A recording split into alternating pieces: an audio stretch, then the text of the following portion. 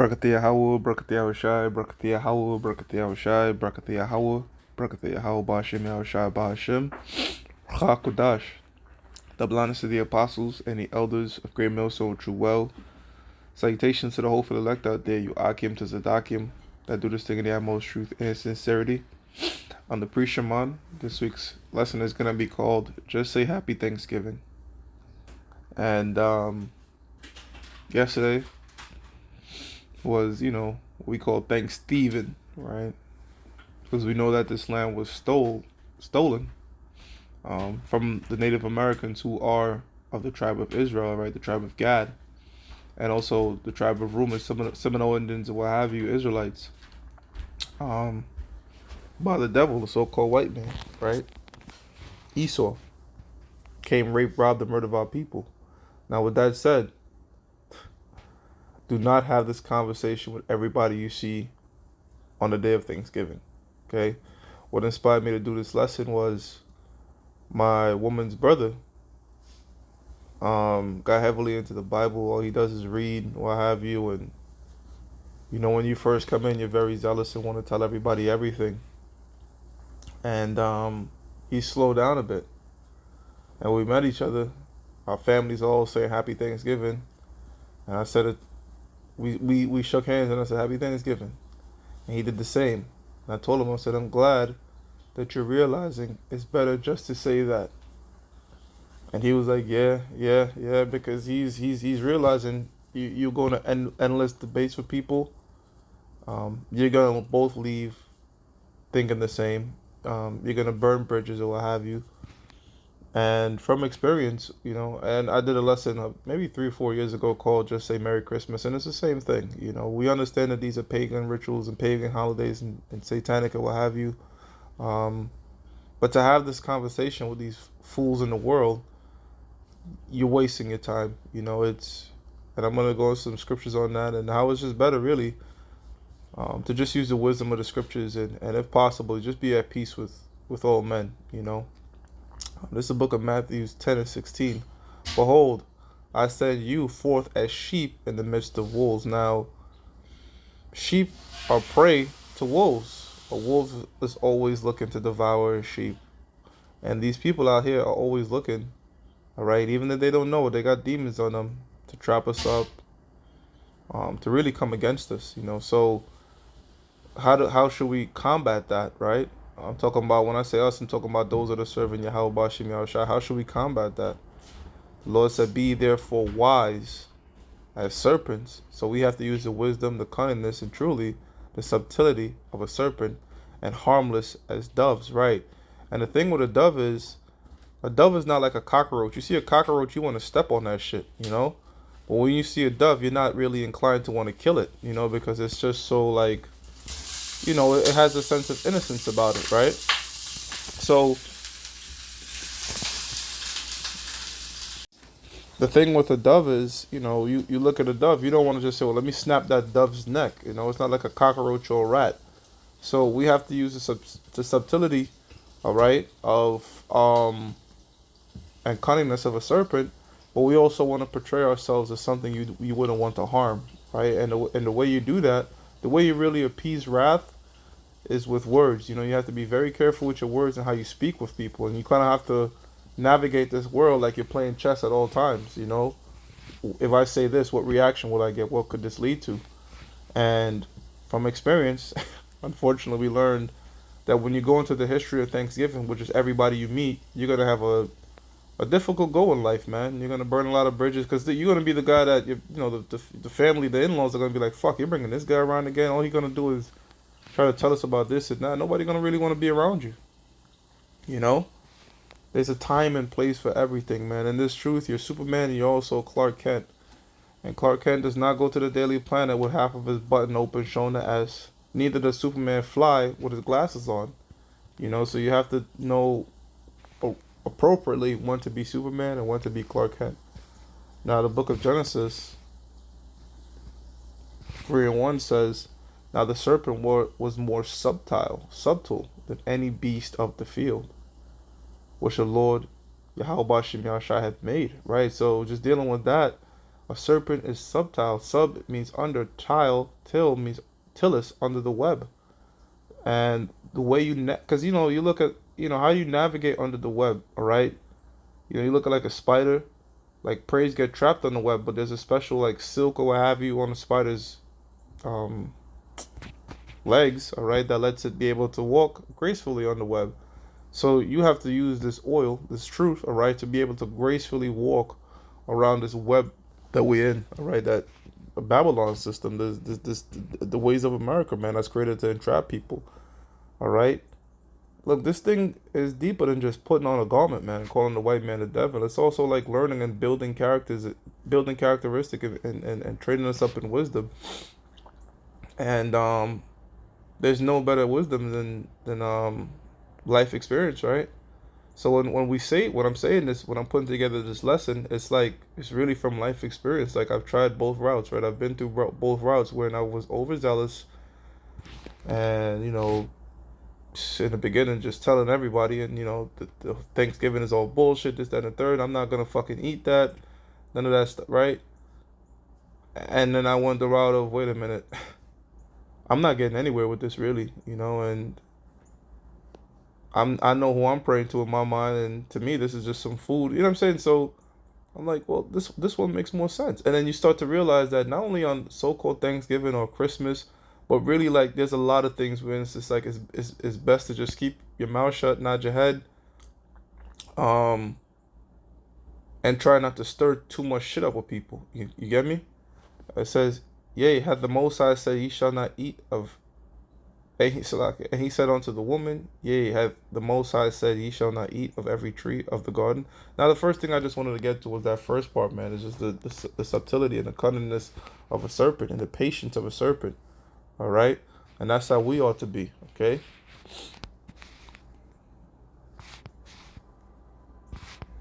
And, patience also comes with time.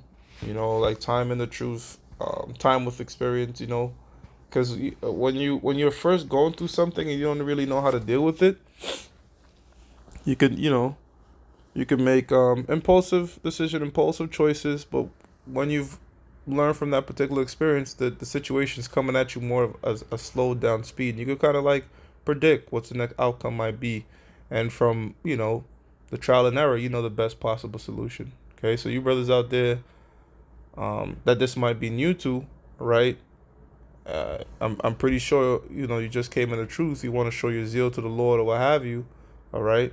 But the brothers that have been in this a good minute has figured out like it's best just to be wise, just to be subtle, just stay under the web. Somebody saying Happy Thanksgiving to you, you don't, hey, Happy Thanksgiving, just it, just fuck it, that's it, bro. Few words instead of going back and forth with a million words that will lead to nothing but really strife for yourself. Proverbs 16:7 says, when a man ways please the Lord, he make even his enemies to be at peace with him. How can you do that? It has to come from the power of the tongue, the power of the words, the power. That's how you do it. That's how you do it. And the example I want to give is I want to go to the account of the book of Genesis. All right. Now, Genesis 27:41 reads, and Esau hated Jacob. Esau, Ishashua, wasted away his seed. That what was wasted away is pigmentation. This is talking about the so-called white man. And Jacob, all right, which is the forefather of the Negroes, Latinos, and Native Americans, all right, the Most High has chosen, they were brothers. They were twin brothers, man, all right? Paternal twins, right? So Esau was supposed to get the blessing of the firstborn, but Jacob supplanted him of that blessing and got it. Okay, his first right blessing, and supplanted him of the blessing the father gave. His father gave Isaac. And Esau hated Jacob because of the blessing wherewith his father blessed him. And Esau said in his heart, the days of mourning for my father at hand, then will I slay my brother Jacob. So he wanted to kill his brother, which is why we say that this is the story of Cain and Abel being played all out again. This is why the so-called white man hate the so-called black man so much. This is a perpetual hatred, as it says in the book of Ezekiel 35:1. It's a deep hatred that the so-called white man has for you Negroes, Latinos, and Native Americans, okay? That's how come they say things like, nigger. They don't go hard on the so-called Chinese, the Japanese, East Indian. They just hate us. They hate Jake. They don't know why. because the Most High put that deep-seated hatred in them, going all the way back to Genesis. When it says enmity between the serpent seed and the woman seed, women don't have seed. Okay? When it says the serpent seed and the woman seed, it's talking about Jacob and Esau. It's talking about the sons of God and the sons of the wicked, whatever title you want to put on us, but it's a deep hatred. And these words of Esau, her elder son, were told to Rebekah. And she went and called Jacob, her younger son, and said unto him, Behold, thy brother Esau, as touching thee, doth comfort himself, proposing to kill thee. So the mom found out, Jacob's a mama's boy, as we say. I mean, we just playing around with that, He honored his father and his mother, but his mom really loved him. And told him, like, look, like, your brother's out to kill you. So it's fair to say that Esau in this moment is a big enemy to Jacob, right?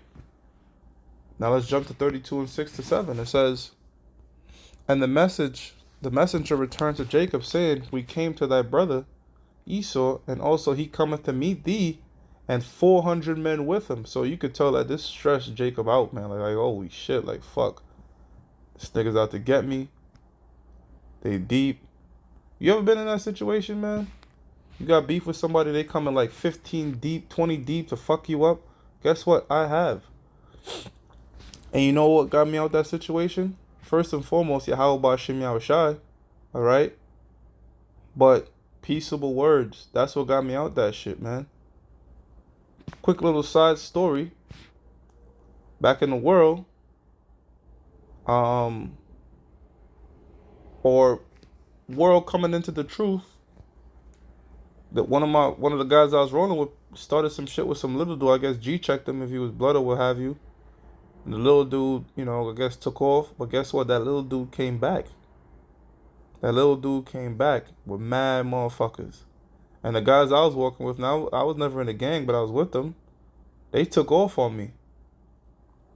And these niggas are all coming at me, ready to like pretty much devour me. And the main nigga, the head of them dudes, alright, was moving everybody out the way, beat, swinging his shit, his fitted hat low.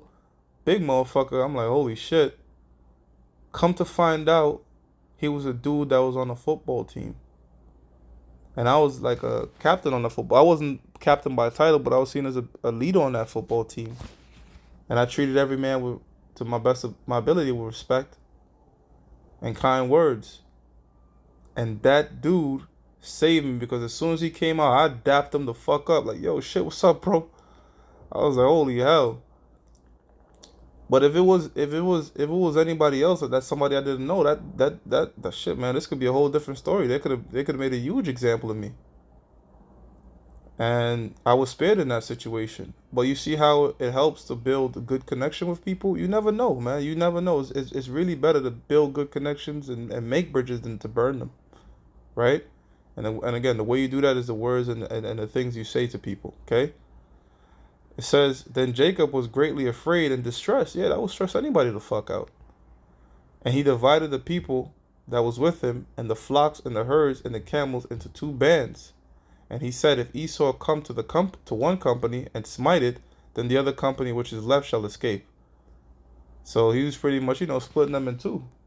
Self-explanatory. Now let's jump to this now. Genesis 33 now. 33, 1 and 4. It says, Now the serpent was more... So that was 3. I need Genesis 33. Genesis 33 and 1. And Jacob lifted up his eyes and looked, and behold, Esau came, and with him 400 men. And he divided the children unto Leah, and unto Rachel, and unto 2 handmaids. And he put the handmaids and their children foremost, and Leah and her children after, and Rachel and Joseph hindermost. So he divided them. And he passed over before them and bowed himself to the ground 7 times until he came near to his brother. Meaning he was coming in peace. Because guess what? If he came in the spirit like, yo, fuck, nigga, pop off. Y'all deep or fuck, yo, pop off. Guess what? You'd have got wrecked. So this is the whole point of it. The whole point of it is when we go into the world and we deal with these people, you have to come in that Jacob to Esau type spirit in this scenario, meaning you have to approach these demons with peaceably as possible, man. And if they don't want peace, try to avoid these people in the world.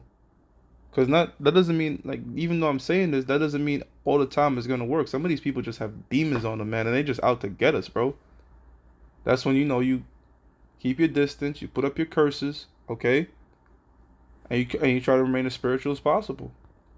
It says, and Esau ran out to meet him, and embraced him, and fell on his neck and kissed him, and they wept. So see that? That's how you appease that, man. Now, in terms of when I mentioned going back and forth a lot of times with these people, you might try to deal with them according to like how you might deal with a brother, and you find out like, man, these people they're not thinking how we think, and they don't deal with honor, integrity, or what have you.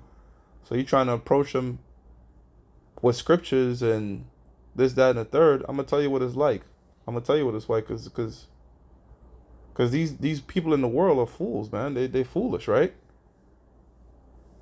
This is the book of Ecclesiasticus 19 and 12. It says, and as an arrow that sticketh in a man's thigh, so is a word within a fool's belly. So let's break this down. An arrow that sticks in anybody's thigh, the first thing you're gonna want to do is take the shit out. It's painful, it hurts. It says, so is a word or a proverb or these scriptures within a fool's belly. The belly represents the mind. So when you think you're given peaceable, because remember, this scriptures are likened onto, bitter words are likened onto arrows. All right. So even though this word to us is sweet, and proverbs and wisdoms of us are sweet, and we will love them and we will embrace them, to a fool it's like shooting fucking arrows in them. And your ass thinking you're doing a service, but really you're just aggravating this person. You're just pissing them off, man. Telling them the basics of the scriptures and trying to put some wisdom to them. Nah, man. I'm telling you, that's the reaction you're getting out of them. It's like, yo, I don't want to hear this fucking shit. They're getting pissed off. So you got to be very careful with who you speak these words to, okay? Who you want to get into certain debates with, if you will, or certain. My thing is, if somebody is welcoming and insightful and want to know, even then I'm still kind of selective, because a lot of times they could say, yeah, no, tell me about this, tell me about that. You better get in to tell them about it, and it's just like the scripture says, man. It's like an arrow in the thigh. They want to get it out. See? Ecclesiasticus now, 20 and 7. A wise man will hold his tongue till he see opportunity. But a babbler and a fool will regard no time. So, again, speaking these words in season, all right? When you go out there in the camp and you teach them to the camera, you teach them to the audience, yes. But when you're in the world, be very, very careful, all right? Be very, very careful. Like I said, it's just much easier and sound of wisdom a lot of time just to say happy Thanksgiving, Merry Christmas, hey, happy birthday, thank you, and just keep it like that, bro.